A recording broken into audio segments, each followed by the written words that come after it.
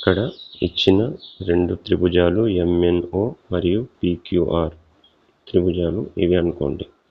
ఇక్కడ ఇచ్చిన కండిషన్స్ ఏంటి అంటే angle N equal to angle Q, అంటే ఈ మొదటి కోణం ఏదైతే ఉందో అది ఇటువైపు రెండో త్రిభుజంలోని మొదటి కోణానికి సమానం.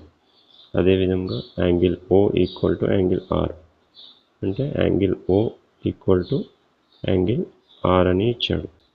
ఈ విధంగా angle NO is equal to angle Q, angle O equal to angle R. ఈ విధంగా రెండు కోణాలు సమానమైనప్పుడు ఏమవుతుందంటే మనకు సరూపత నియమాలలో యాంగిల్ లేదా కోణము సరూపత నియమం ప్రకారం అవి సరూపాలు అవుతాయి. కాబట్టి ఇవి సరూపాలు అనేవి అవుతాయి.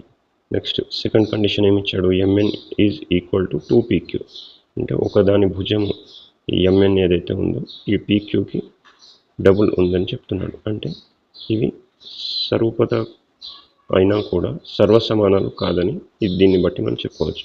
ఎందుకంటే సర్వసమానం కావాలంటే యాజ్ ఇట్ ఈస్గా జిరాక్స్ చేసినట్టు ఉండాలి.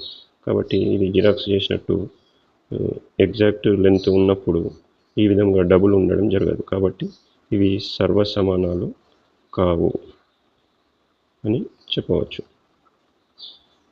కాబట్టి మనకు సరూపాలు అవుతాయి కానీ సర్వసమానాలు కావు అనే ఆప్షన్ సరైన ఆప్షన్ అవుతుంది.